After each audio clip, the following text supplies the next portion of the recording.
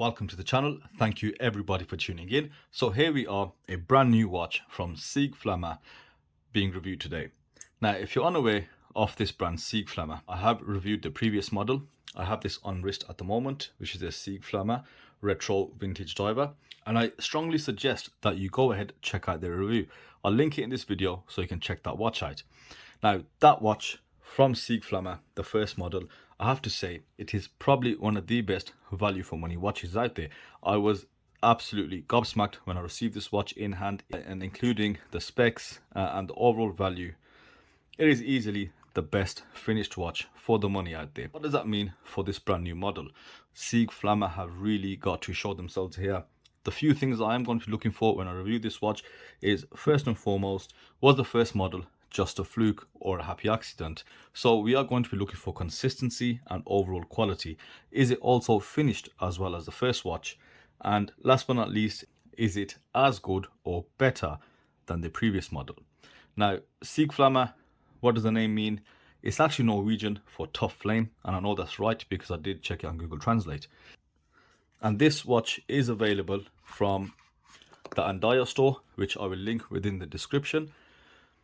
It can be bought for around £150, which is roughly $204. And I think in the 11/11 sale, it'll definitely be slightly cheaper than that. So, what do you get for that $200? And as you can see, it is a GMT automatic diver. So, this watch has got a lot to prove.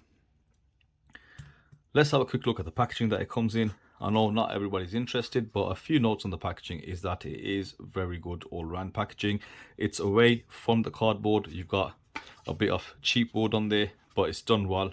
You've got a piece of foam in there with the warranty and instructions, etc. And I think overall, especially for the price, it's above average in terms of packaging. So we can put that away. Now, when I unboxed this watch, I went through dimensions, etc. So I'll just talk about the specifications and I'll put up the dimensions just in text. So what do you get for your $200? Well, of course, you do get a 316L stainless steel case construction, including the bezel, caseback, crown, bracelet. You also have a sapphire crystal with a sapphire date magnification window.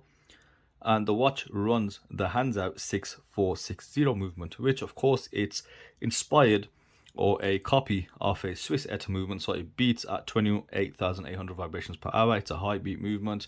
You also have a added and very well functioning GMT hand. Now, this movement is also used in watches that cost twice as much from AliExpress. The main ones being San Martin in their GMT homages out there. They use the same movement, but we've also seen this movement in cheaper watches like the Thorn GMT Diver, which I also reviewed. Now, they also have given us 200 meters of water resistance, which is of course aided by a screw down crown and a screw down caseback.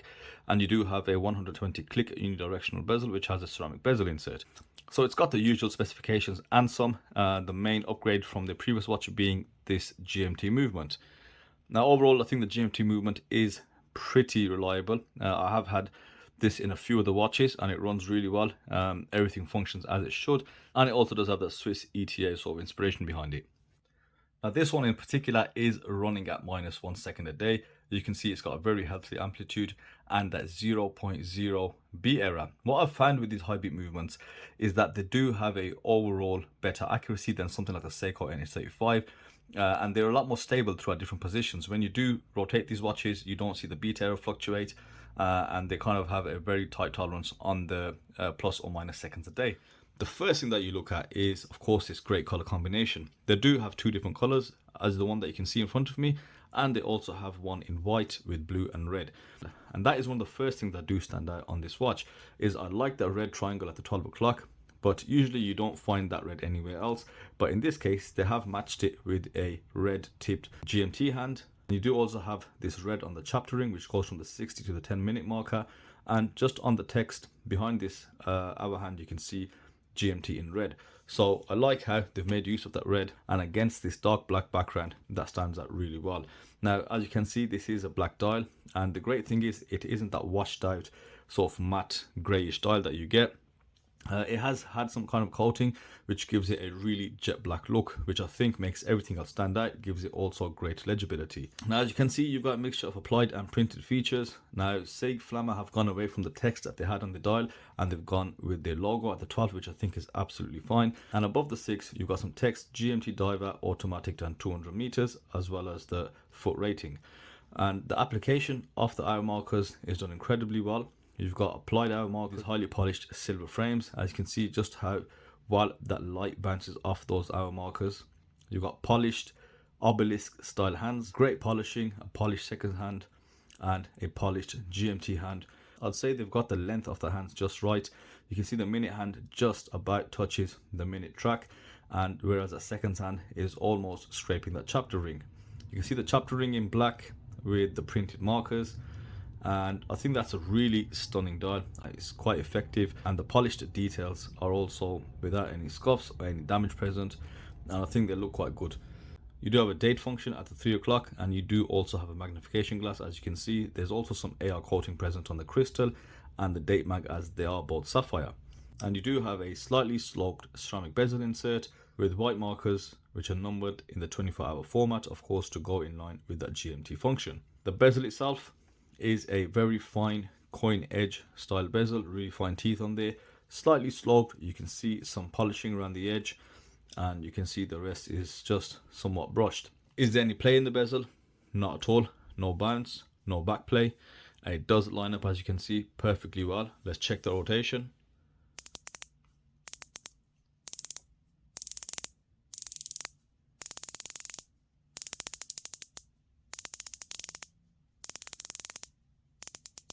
Very precise, quite tactile. You get great feedback from the bezel.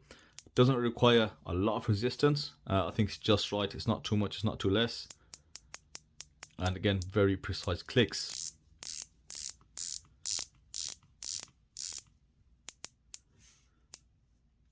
So far, consistency wise, I think it's as consistent as the first model. You know, there's a lot to go wrong, especially when you are designing a new watch or making a new watch. So I think they've done quite well on this so far. Now, when we check out the lume, you can see it is full BGW9, and it's got really good, decent glow. It's quite bright. It's applied evenly. You can see it on the hands, the GMT hand, and also that tip on the second hand. They did say they put only 3 layers of BGW9 on this. So imagine that, with just 3 layers of lume, look how good you can get it, which lets us know that there's other brands that are really skimping out when it comes to the dials and lume. Now, I did go back and say, look, if you can make it brighter, it'd be great. But, you know, looking at it now, I don't think there's any need. I have seen this light up. I think longevity is pretty decent. BGW9 doesn't last as long as C3 anyway, but I think this lume is more than adequate. Now, let's check out the case. In terms of shape, I'd go down the route. It's a slight sub-style shape, but that is a very common shape to have on watches anyway. You do have a 3 o'clock crown. You've got, you know, these kind of shortened crown guards. But, you know, they have gone away from that quite a bit. That, you know, this wide bezel insert does really take away from any type of sub-style case that you see.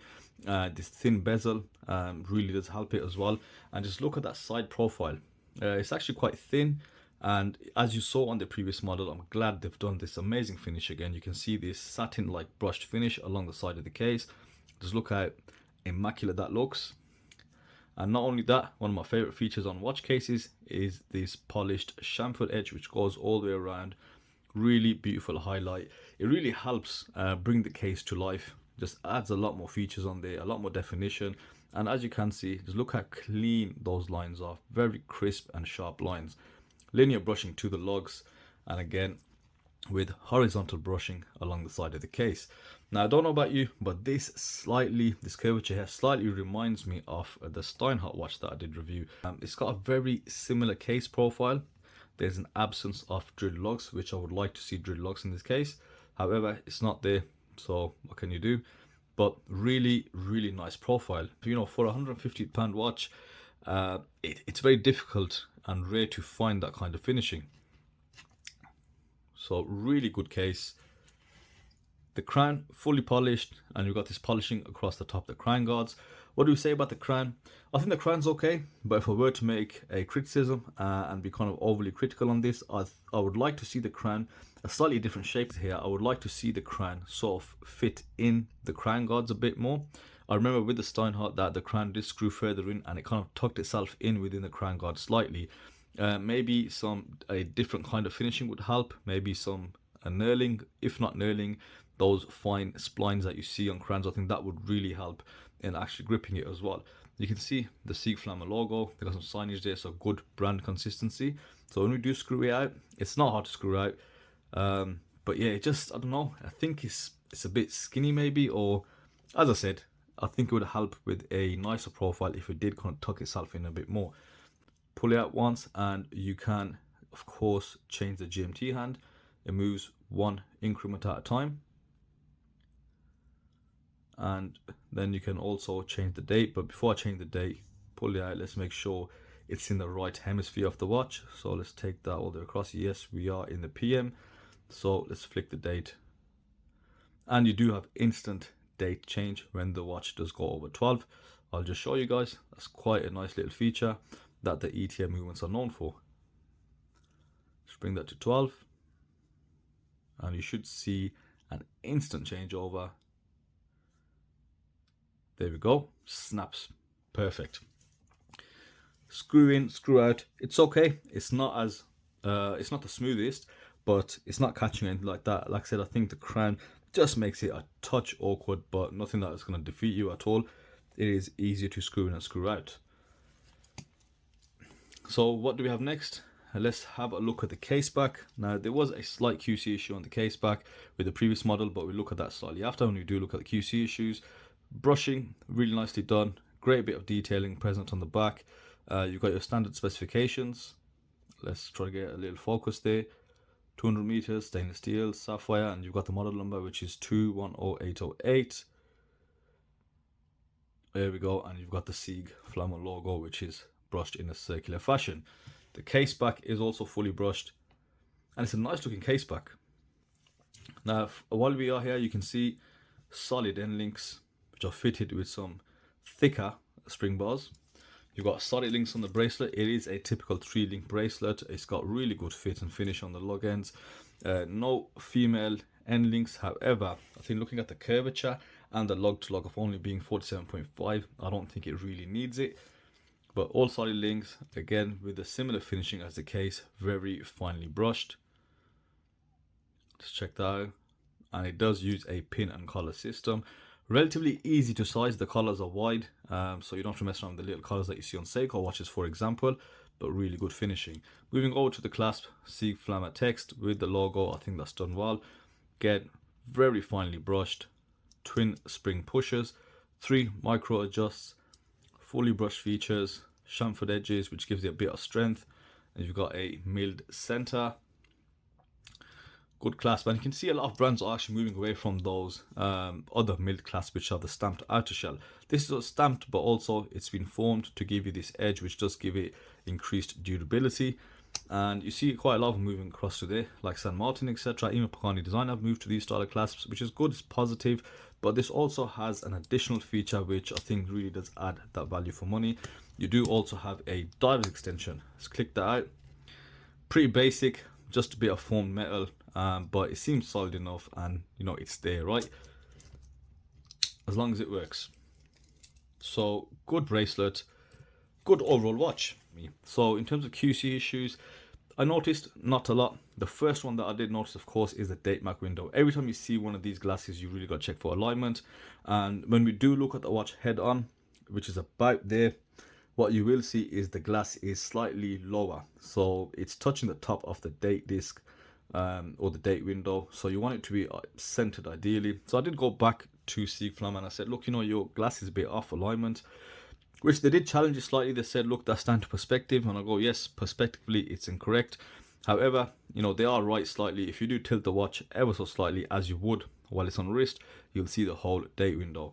So overall, it is quite minor, but dead on, it's definitely going to look a bit lower than it is. The second issue is the Caseback it's just still slightly rough. Yeah, so it's just this logo here. It's just not being brushed over, again, just to remove any of the fine burring. So those are the 2 QC issues for me. What do I like? I'm quite surprised with it. I like pretty much everything on this watch, but Speaking for the people, I'd say people are going to say it's just too big, and everybody would prefer a 40mm or a 38mm, which I think is where they need to go next. The next watch should be definitely a 38 to a 40mm watch. However, I really like the case finish. I think that's done really well. Have they, stayed consistent in line with the previous model? I'd say yes, they have. The key things: the bezel rotation, brilliant; the lume, amazing; the fact that they've upgraded the movement and gone with a high beat GMT movement, I think that's also fantastic. And yeah, just going back to this finishing, case finishing is amazing, and especially at this price point, very, very difficult to achieve. You will be definitely stepping into San Martin territory if you do want to get something which is finished as well. Bracelet's pretty standard, but it's a good standard, very respectable bracelet, very decent for the price. Very solid as well. I don't see any issues with it. Of course, it is something overly fancy, but it definitely works. Good, solid links, and a solid overall bracelet. The one thing I did mention about the crown slightly, is that maybe it's just me, but I think they could have just done something different, maybe tried a few different crowns. But yes, it does work without any issue. Let's get this watch on wrist and let's see how it is. So here is the Seig Flamma GMT Diver on my 6.5-inch wrist. Now there is a very subtle little feature or a byproduct of the design, which I think is fantastic, and you only really see it when you put it on wrist. As you guys know, it's only a 12mm thick case. However, when you do put it on, the way the case is designed, look how flush it sits on the wrist. So the case back almost disappears, and you do have a really thin wearing watch, which I think is really good, really adds to the wearability of the watch. And with a weight of 160 or 170 grams, it's not the lightest of watches, but it helps when that weight is spread out evenly across the case back, and across the bracelet. That's a really positive thing about this watch. Lug to lug isn't too bad, fits on the wrist really nice. As you can see in the wrist shot as well, it does catch some really nice light, and it looks quite good in the daylight as well. This brand is definitely one to look out for. They seem to be improving, and they seem to give us really well finished products for the money. So I hope you guys enjoyed that review. I will leave the watch in the description below. Definitely add this to your basket for the 11/11 sale, because it'll definitely be on my recommended watches list. Thank you everybody for watching, like always, and I will see you on the next video.